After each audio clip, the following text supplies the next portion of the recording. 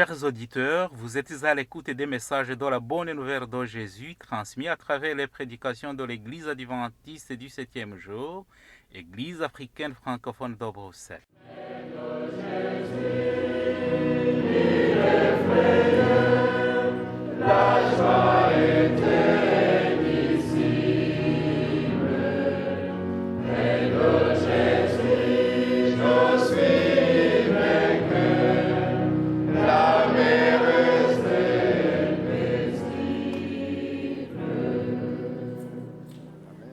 C'est ainsi qu'a commencé la bonne nouvelle de Jésus-Christ, le Fils de Dieu. C'est là ce qui est écrit dans le livre du prophète Ésaïe. J'enverrai mon messager devant toi, il te préparera le chemin. On entend la voix de quelqu'un qui crie dans le désert. Préparez le chemin pour le Seigneur, faites-lui des sentiers droits. Marc chapitre 1, verset 1 à 3. Itangiro ry'ubutumwa bwiza bwa Yesu Kristo, umwana w'Imana. Nk'uko byanditswe n'umuhanuzi Yesaya, ngo nuko ndenda gutuma integuza yanjye mbere yawe, izatunganya inzira yawe. Ijwi ry'urangurira mu butayu, ati nimutunganye inzira z'Uwiteka, mugorore inzira ze. Mariko igice cya mbere, umurongo wa mbere kugeza ku wa gatatu.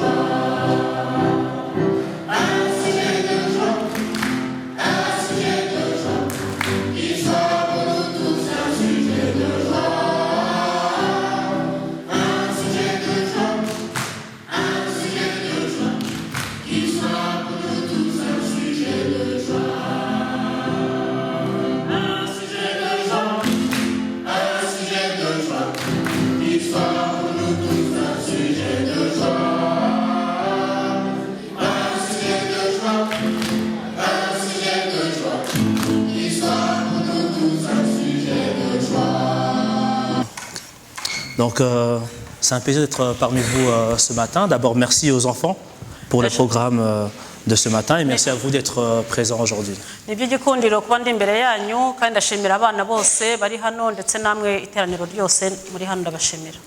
Sans attendre, entrons dans le cœur du sujet. Dans la vie, on vit des expériences et certaines nous marquent plus que d'autres.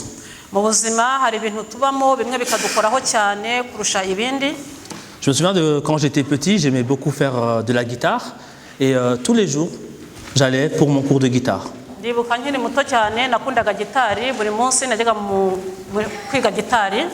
je prenais ma grosse guitare, je me mettais en route tout content en chantant. Je montais la rue de chez moi, je traversais la route et je marchais jusqu'à l'école. Je connaissais le chemin par cœur, je ne pouvais pas me tromper, c'était tout droit, j'étais tout content.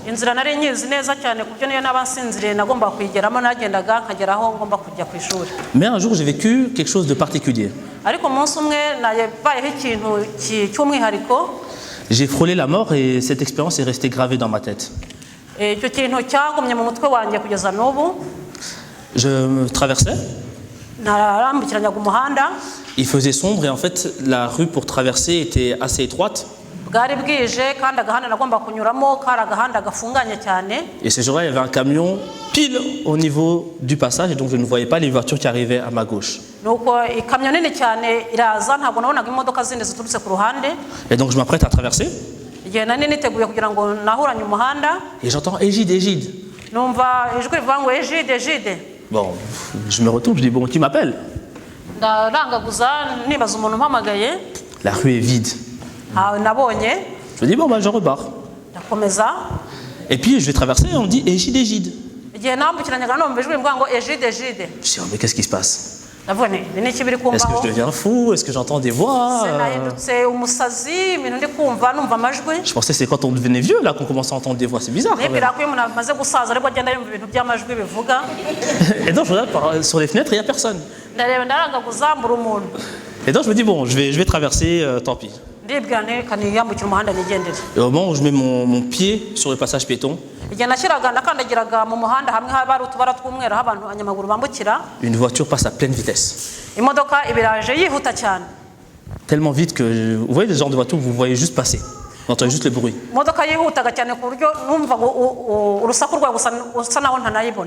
Là je me suis arrêté et je me suis dit j'ai failli mourir aujourd'hui. Si j'avais traversé avant, je serais mort. Et j'ai pas compris au début. Donc j'ai fait mon cours de guitare et je suis rentré et puis j'ai oublié cette histoire. Et puis un jour, j'étais au Rwanda et un prédicateur parlait du fait de répondre à l'appel de Dieu. Et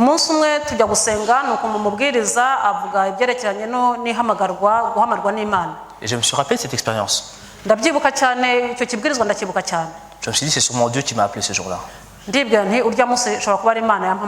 avait personne d'autre. Et quand je préparais le message de ce matin, c'est cette première histoire que je voulais partager.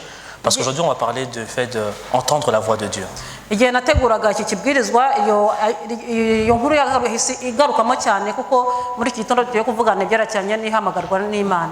D'abord, qui ici a déjà entendu la voix de Dieu? Je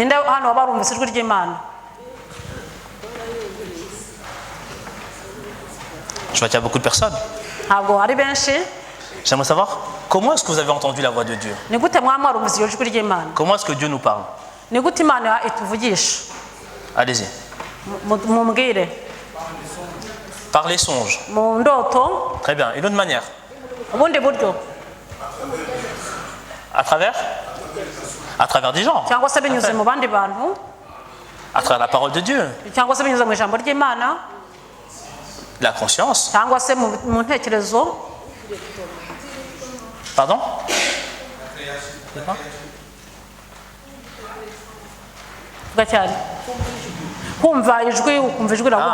Juste entendre la voix. Tout à fait. La création, tout à fait. C'est toutes les manières dont Dieu nous parle. Et pour introduire le message de ce matin, et merci à Nive pour ça, je veux qu'on prenne un passage que je pense que beaucoup connaissent, qui est dans Job 33, verset 14.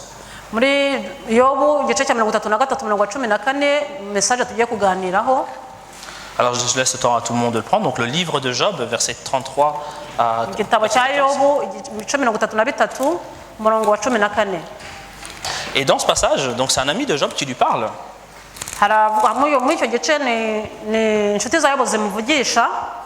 Et donc, voilà, comme vous connaissez un peu l'histoire de Job, donc Job discutait avec ses amis sur pourquoi est-ce que les choses m'arrivent. Et donc au verset 14, son ami lui dit, et pourtant Dieu nous parle. Tantôt d'une manière, tantôt d'une autre. Et on n'y prend pas garde. Et son ami continue. Et dit, il parle par des songes et des visions nocturnes quand un profond sommeil accable l'homme. Alors il se révèle à l'oreille des hommes. Alors il se révèle à l'oreille des hommes.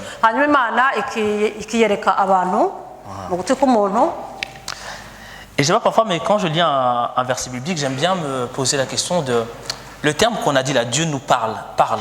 Qu'est-ce que ça signifie en hébreu? iyo bavuze ngo imana iraduhamagara, imana iratubwira, bisobanura iki muri makeya? Et donc bon, je ne vais pas faire un cours d'hébreu ce matin. tugiye kureba mu giheburayo mu kindi gitondo icyo bivuga.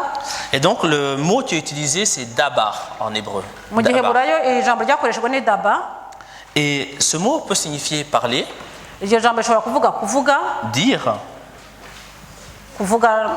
parler, dire c'est la même chose, ni kimwe, répondre, cyangwa se gusubiza, promettre, cyangwa se gusezeranya, prendre la parole, cyangwa se gufata ijambo, ordonner, cyangwa se gutunganya ibintu neza, faire entendre, cyangwa se kumvisha, déclarer, cyangwa se gutangaza, faire connaître, cyangwa se kumenyesha, avertir, cyangwa se kuburira, menacer.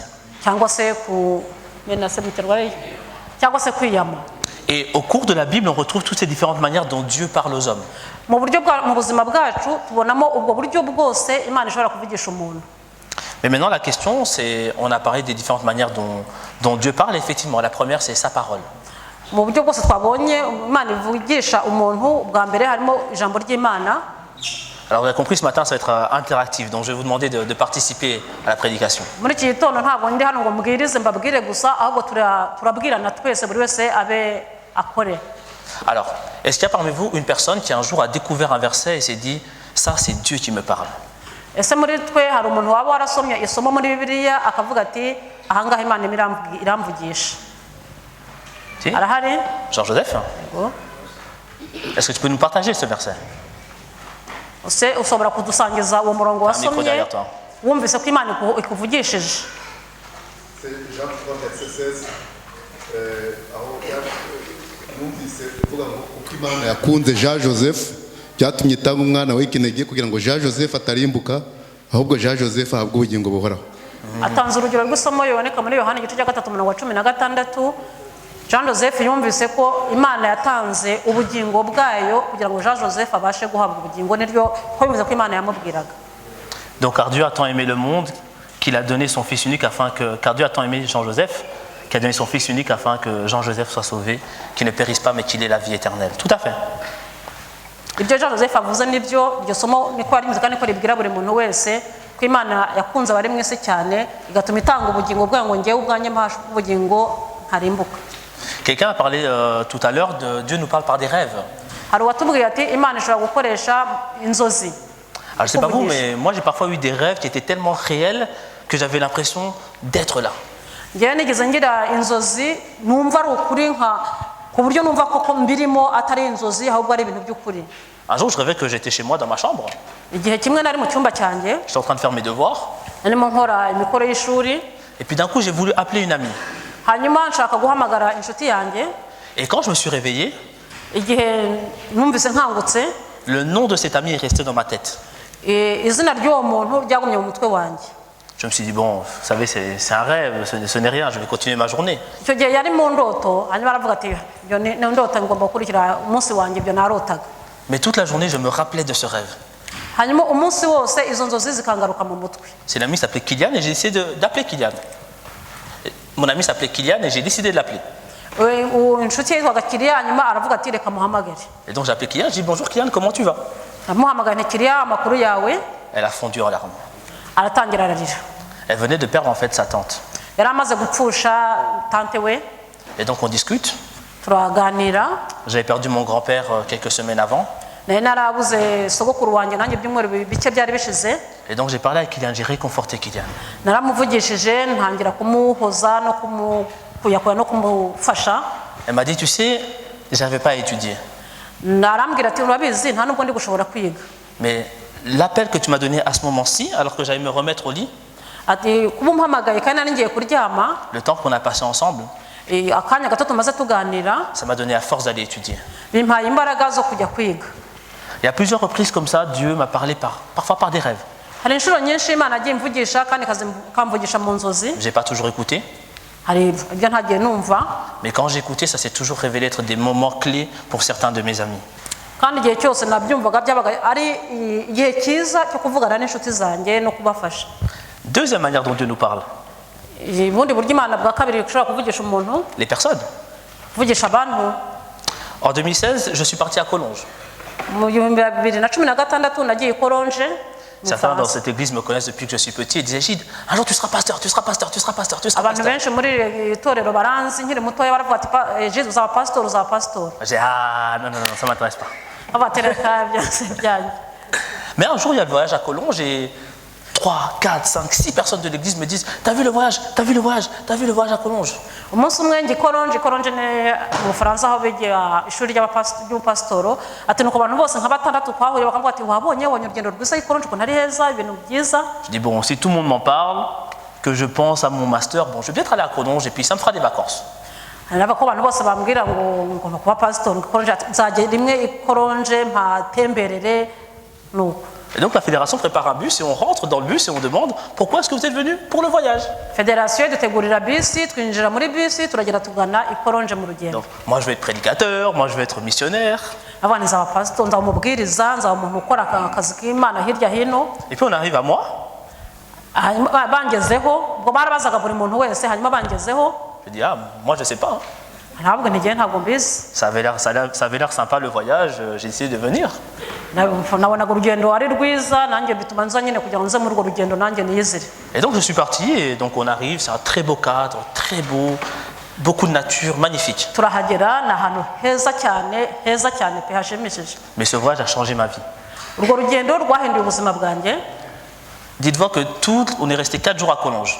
Twese twahagumye iminsi ine ikoronje. Toutes les personnes que j'ai rencontrées Abantu bose nahuriyeyo nabo m'ont parlé du travail avec la jeunesse.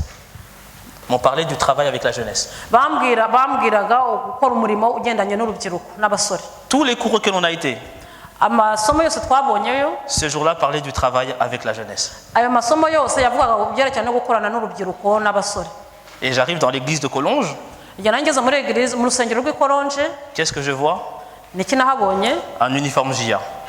nkabona uniforme umwenda wa jiya abajiya bambara. J'ai dit bon là, il y a trop de coïncidences là. Avuga ati hari ibintu byinshi biri kugenda bihurirana. Je me dis bon, Dieu il essaie de me dire quelque chose apparemment. Navuga nti Imana hari ikintu ishaka kumbwira uko bigaragara. Et donc je rencontre Gabriel Monet qui est le responsable à Collonges du travail de la mission auprès des jeunes. Ndagiye nasanga umuntu wari ushinzwe ibyerekeranye n'umurimo ugendanye n'abasore. Et on discute. Turaganira. Et je suis sorti de ce voyage en me disant ok, je sais où Dieu veut que je travaille. Igihe navuga muri urwo rugendo navuze noneho menye neza aho Imana ishaka ko nkora. Avec les jeunes. Ngomba gukorana n'abasore. Et je suis tombé sur une étude que l'église a faite sur les jeunes dans l'église. Naguye ku masomo cyangwa se ku kintu itoro ryari ryaravuze ku byerekeranye n'abasore. Qui a structuré tout mon travail auprès de la JIA. Byatumye numva nsobanukiwe neza ko ngomba gukora umurimo ugendanye na jiya. Et puis voilà, puis Dieu nous parle par des actes, par des miracles. Imana itubagisha mu buryo bw'ibitangaza no mu bundi buryo bwinshi. Mais je voudrais poser une question. Ariko nshaka kubaza ikibazo. Pour entendre la voix de quelqu'un, Kugira ngo umuntu yumve ijwi ry'umuntu, vous devez être dans quel environnement? umuntu agomba kuba ari ahantu hameze bate kugira ngo yumve ijwi ry'umuntu. Allons-y. Qu'est-ce qu'il Muvuge, faut? mumbwire. Kugira ngo umuntu ashobora kumva ijwi ry'umuntu agomba kuba ari ahantu hameze hate hatuje. Donc avec du calme, tout à fait. Quoi d'autre? Ibindi Pardon? nta biguhugije. Quand tu n'es pas trop occupé. Ah oui, ne pas être occupé, tout à fait. Quoi d'autre? Ibindi igihe uri mu bibazo. Parfois, quand on est dans les problèmes, effectivement, on fait plus attention. Tout à fait. Autre chose? Comme Samuel, il faut reconnaître la voix de ceux qui nous appellent. Nka Samweli ugomba kumenya n'ijwi ry'umuntu uguhamagaye. Comment savoir si c'est Dieu qui me parle? Ni gute nshobora kumenya ko ari Imana imvugisha? C'est une question que beaucoup sont posées dans la Bible. Abantu benshi bibaje icyo kibazo muri Bibiliya. Et Dieu, à chaque fois, a fait quelque chose de particulier. Igihe cyose Imana yakoraga ikintu kidasanzwe, Il se présentait. Imana ikaza ikivuga. Quand il parle à Abraham, Igihe yavugishaga Aburahamu, il dit « Je suis le Dieu de tes pères ».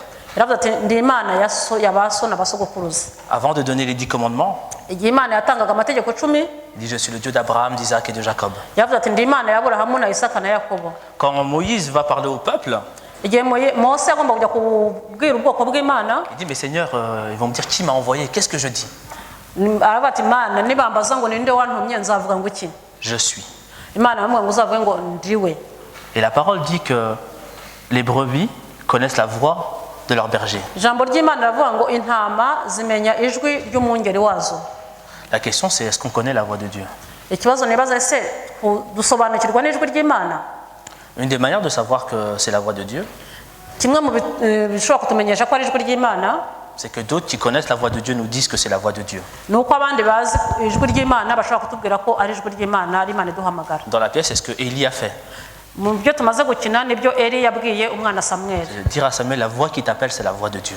Eli yabwiye Samuel ati ijwi yumvise ko ijwi rimuhamagara ari iry'Imana. Une autre manière de savoir que c'est la voix de Dieu, Ubundi buryo wamenya ko ari ijwi ry'Imana, c'est quand tout autour de toi te ramène au même message.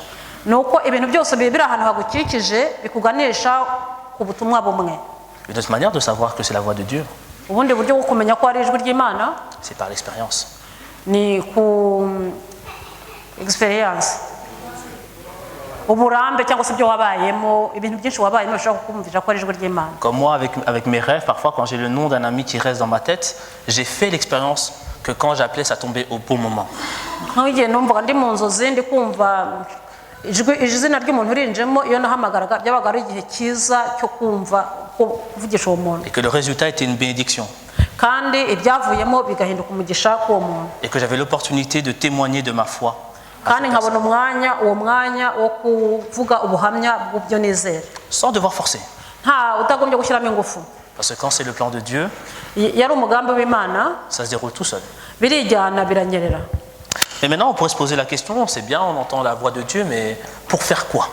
Nibyo turavuga twumva ijwi ry'Imana, ariko ijwi ry'Imana turyumva kugira ngo dukore iki? Dieu nous appelle pour faire quoi? Imana idushaka gukora iki? Pour ça, j'aimerais qu'on prenne un passage qui est dans Jacques 2, Niyo ngira ngo twumve ubutumwa buri muri Yakobo igice cya 2, au verset 17 et 18. umurongo wa 17 na 18. Yakobo igice cya 2 umurongo wa 17 na 18. Donc Jacques 2, Yakobo igice cya 2 umurongo wa 17 na 18. versets 17 et 18. Yakobo igice cya 2 umurongo wa 17 na 18 haravuga ngo iretekre, uko niko no kwizera iyo kudafite imirimo, ahubwo kuri konyine kuba gupfuye. Ahari umuntu yavuga ati wehoho ufite kwizera, jyeweho mfite imirimo, nyereka kwizera kwawe kutagira imirimo, nanjye ndakwereka kwizera kwanjye kugaragazwa n'imirimo yanjye. Donc, montre-moi ta foi sans la foi sans les œuvres est une foi morte. Ukwizera kudafite imirimo ni ukwizera gupfuye. Montre-moi ta foi sans les œuvres et je te montrerai ma foi par les œuvres. Uravuga ati nyereka ukwizera kwawe, nanjye nkwereka ukwizera kwanjye ariko guherekejwe n'imirimo. Quand Dieu nous appelle, il y a toujours un passage à l'action. Iyo Imana iduhamagara, buri gihe iduhamagarira gukora ikintu. Ce n'est pas de la théorie. Ntabwo ari ibintu biri aho gusa byo guhamagara. Quand Dieu appelle Samuel, Igihe Imana yahamagaraga Samweli, c'est pour lui dire j'ai une mission pour toi. yaramubwiraga ati mfite umurimo ugomba gukora. Quand Dieu appelle David, Igihe Imana yahamagaraga David, j'ai une mission pour toi. yaramubwiraga ati mfite umurimo ugomba gukora. Quand Dieu vous a appelé, Igihe Imana yabahamagaraga mwebwe, il avait une mission pour toi. yari ifite umurimo ugomba gukora. Maintenant, la question c'est, va-t-on accepter la mission Ikindi kibazo, ese turemera ubwo butumwa ou va-t-on refuser? cyangwa se turabwanga? Si on est ici dans cette église, c'est qu'on a accepté cette mission. Niba turi hano muri uru rusengero nuko twemeye uwo muhamagaro n'ubwo butumwa. Et le premier élément auquel on est appelé, Ikintu cya mbere twahamagariwe ça va être des bénédictions pour les autres. ni ukuba umugisha, kubera abandi umugisha. Dans Matthieu 5, 14, 16, on dit que nous sommes la lumière du monde. Muri Matayo igice cya 5 umurongo wa 14 kugera 16 bavuga ngo turi urumuri rw'isi, Nous sommes le sel de la terre. turi umunyu w'isi. Et la lumière, on ne la cache pas. Ntabwo ushobora gufata urumuri ngo urutwikire, On la met sur le ponton et elle éclaire toute la maison. ahubwo urushyira ahagaragara kugira ngo rumurikire abari mu nzu bose. Maintenant, c'est bien être une bénédiction. C'est bien, c'est des phrases qu'on répète souvent. Ni byiza kuba umugisha, ni ibintu tuvuga kenshi, Mais concrètement, ça ressemble à quoi? ariko se koko mu by'ukuri bishaka kuvuga iki, bisa bite? Encore une fois, avez-vous des exemples?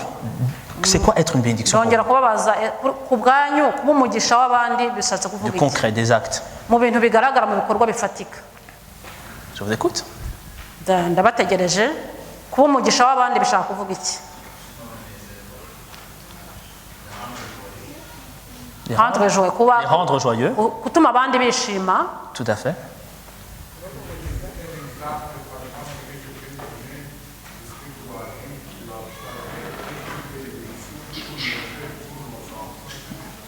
ati igihe cyo navuga ni uko nkurikije ingero wavuze wabaye umugisha ku bandi bana ku bundi rubyiruko. Être un exemple pour les autres, oui. Être utile aux autres. Kugira icyo umarira abandi. Quoi d'autre? Bien sûr. Ushobora gutanga urugero rwo muri Bibiliya. Hari Yonatani umuhungu wa Sawuli wabaye umugisha kuri Dawidi. Utile, fidèle. Et la Bible, en fait, ce qui est intéressant, c'est qu'elle nous donne des exemples concrets. Ahangaha Bibiliya iduha ingero zifatika. Dans Matthieu 25, au verset 35, muri Matayo 25 umurongo wa 35 on a une petite liste comme ça. Hari urutonde. Et donc là, je vais lire ce qui est écrit. Tuzasoma ibihanditse muri Matayo 25 umurongo wa 35. Car j'ai eu faim et vous m'avez donné à manger. Kubera ko nari nshonje mukangaburira. J'ai eu soif et vous m'avez donné à boire. Nari mfite inyota mu mpebyo kunywa. J'étais un étranger et vous m'avez accueilli chez vous. Nari umunyamahanga murancumbikira umushyitsi. J'étais nu et vous m'avez donné des vêtements. Nari nambaye ubusa muranyambika. J'étais malade et vous m'avez soigné. Nari ndwaye muransura. J'étais en prison et vous êtes venu vers moi. Nari ndi mu nzu y'imbohe muza kundeba. Et les gens demandent, mais Jésus, quand est-ce qu'on a fait ça? Ahantu bakarebareba Yesu bati cyose twabikoze ryari. Et qu'est-ce que Jésus répond? Yesu yashubije ngo iki? Quand vous l'avez fait au plus petit des miens, igihe mwabikoreraga abaciriritse kurusha abandi, c'est à moi que vous l'avez fait. ni ngiye mwari mwabikoreye. Quand vous avez fait ça les uns pour les autres, iyo tubikoreye abandi, c'est à moi que vous l'avez fait. ibyo mwakoreye abandi bose ni ngiye mwari mwabikoreye. Une foi sans les œuvres est morte. Ukwizera kudafite imirimo kuragupfuye. La foi doit nous mener aux œuvres. Ukwizera niko kujyana mu bikorwa. Et en cette fin d'année 2022, muri mpera z'uyu mwaka wa 2022, alors qu'on s'apprête à entrer en 2023, ubwo turi kwitegura kwinjira mu mwaka wa 2023, c'est temps de se poser la question. Ni igihe cyo kugira ngo twibaze ikibazo. Pour 2023, à quoi est-ce que Dieu m'appelle? Ku mwaka utaha wa 2023 ni iki Imana impamagarira? En 2022, comment ai-je répondu à la voix de Dieu? Muri uyu mwaka ni gute nashubije uko guhamagara kw'Imana? Et là, on parle de choses très concrètes. On donne des habits, répondre, voilà, aller visiter des malades, aller en prison, vêtir des gens. Ahangaha baduha ingero zifatika, kwambika abantu, kubaha icyo kurya, kubasura. Mais être une bénédiction, ça peut aussi être le sabbat matin, voir un frère ou une sœur et dire comment s'est passée ta semaine. Kuba umugisha wundi ni ujya hano mu rusengero ukabana umuvandimwe ukamubwira uti icyumweru cyawe cyagenze gite. C'est aussi simple que dire tu m'as manqué. Biroroshye ukabwira umuntu uti rwose nari ngukumbuye nari narakubuze. Je suis content de te voir aujourd'hui. Ndishimiye kukubona muri iki gitondo. Être une bénédiction, c'est dire à quelqu'un je te vois. Umugisha wundi muntu kumubwira uti ndakureba ndakubona. Passer devant une personne qui mendie. Guhita imbere y'umuntu uri gusabiriza. Peut-être qu'on n'a rien à donner. Nubwo ntacyo ufite cyo kumuha. Mais la regarder dans les yeux et lui dire bonjour. Ariko byo ukamureba no mu maso ukamubwira uti uraho. Lui faire comprendre qu'elle existe. Kugira ngo kwerekana ko byibura uwo muntu ariho n'umuntu. Être une bénédiction, c'est s'engager dans la JIA. Kuba umugisha no kufata imirimo n'inshingano zo kwita ku rubyiruko rw'Abadventiste Jeunesse Adventiste JIA. En tant que parent. Nk'umubyeyi. En tant qu'animateur. Nk'umuntu w'abantu bashinzwe ibyo kwanima abana. Aussi en tant qu'enfant. Cyangwa se uri n'umwana. Être une bénédiction, c'est jouer une pièce de théâtre pour l'église. Kuba umugisha no kuzugakina nka sketch nk'abana baze gukina ukayikinira mu rusengero. C'est faire du volontariat. Gukora ibintu ku bushake bwawe udategereje ko baguhemba. C'est penser à quelqu'un et te dire ah ça fait longtemps que je l'ai pas vu à l'église, je vais l'appeler. Utekereza runaka ntabwo aheruka kuza mu rusengero reka muhamagare. C'est voir que quelqu'un a eu une naissance. Kumva ko kushimishwa nuko umuntu yabyaye. Aller lui rendre visite. Ukajya kumusura. Dire oh comment s'appelle ton enfant? Ati umwana wawe yitwa nde? Et célébrer ces moments-là. Et célébrer ces moments avec elle. Ukishimana nawe muri uwo mwanya ubwo mwana wavutse.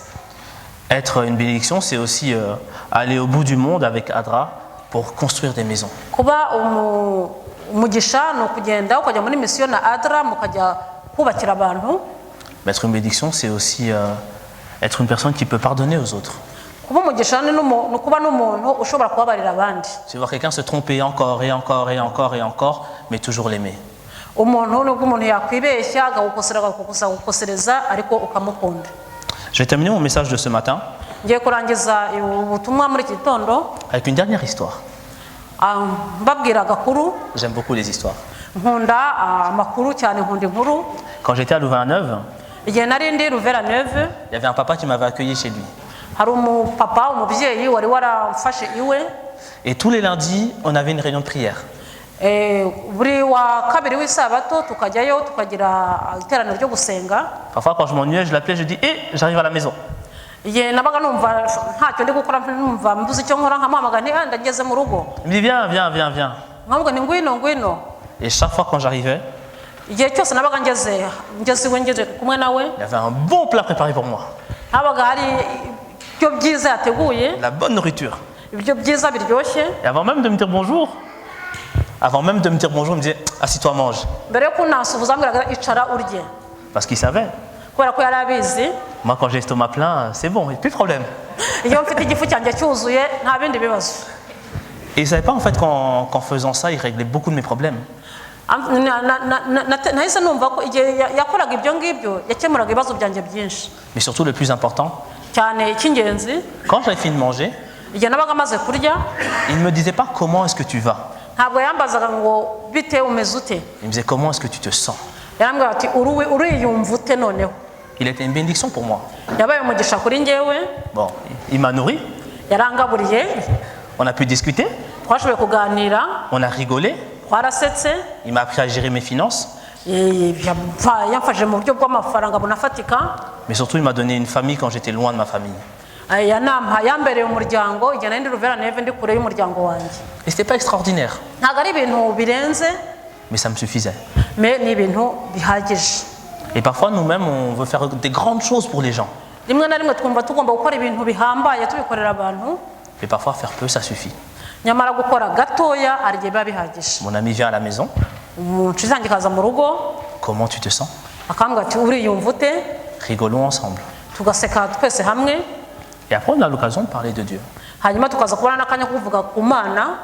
Et puis de temps en temps, Hanyuma rimwe na rimwe mais tu sais, Dieu il m'a parlé, hein. akambwira turabizi ati Imana yamvugishije, Voici le message pour toi. ngiyi message Imana, ubutumwa Imana ikugeneye. C'est tout ce que je voulais amener ce matin comme appel. Nibyo nshaka kubagezaho muri iki gitondo mwihamagarwa, Que chacun de nous soit une lumière, kugira ngo buri wese abe urumuri, qu'on prenne le temps dans nos vies de s'arrêter, ko tugomba gufata umwanya rimwe na rimwe mu buzima bwacu kugira ngo duhagarare, d'être à l'écoute twumve et d'entendre la voix de Dieu. kandi twumve ijwi ry'Imana riduhamagara, Qu'on n'ait pas peur de faire l'expérience de Dieu. De faire l'expérience de Dieu. kugira ngo tugendane n'Imana. Ça peut nous sauver la vie Bishobora kudukiriza ubugingo ou nous donner un cap pour la vie. cyangwa se bikaduha icyerekezo cy'ubuzima. Et dans tout ce que nous faisons, aimons-nous les uns les autres. Mu byo dukora byose dukundane, dukunde abandi. Voilà. Amen. Nous sommes là. Nous attendons ton appel, Seigneur. Nous avons entendu ta voix. Seigneur, ce matin, nous te remercions tout d'abord du souffle de vie que tu nous donnes. Nous te remercions de toutes ces choses que tu nous donnes, en fait. Que ce soit ta parole, que ce soit la nature, que ce soit les uns les autres. Et de toutes ces différentes manières dont tu essayes sans cesse de nous parler, de nous prévenir, de nous réveiller, Père éternel. Ouvre nos cœurs à t'entendre, à prêter l'oreille. Seigneur, rappelle-nous également de prendre le temps de t'écouter, d'être dans le calme, dans nos vies surchargées, dans nos vies où nous courons à gauche, à droite, matin, midi et soir. Père éternel, permets-nous de faire du temps pour entendre ta parole. Permets-nous de faire l'expérience de ta foi et surtout de nous rappeler des expériences que nous avons vécues avec toi. Père éternel, en cette fin d'année, je te prie pour cette assemblée, que chacun d'entre nous aujourd'hui puisse repartir motivé, puisse repartir heureux, serein, en sachant que tu as une mission pour lui ou pour elle. Amen. Et que Seigneur, ce sens de la mission puisse la guider tout au long de sa vie. Qu'en entrant en 2023, Père éternel, chacun de nous puisse prendre soin les uns des autres. Amen. Que nous puissions vivre ton message et démontrer et vivre, Seigneur, notre foi par nos œuvres. Amen. Continue à nous garder. Pardonne-nous nos erreurs. Pardonne-nous nos péchés, comme nous pardonnons à ceux qui nous ont offensés, Père éternel. Amen. Et continue à marcher avec chacun d'entre nous. C'est notre prière. Au nom de ton Fils Jésus. Amen. Amen. J'entends ta douce voix. Jésus, je viens à toi.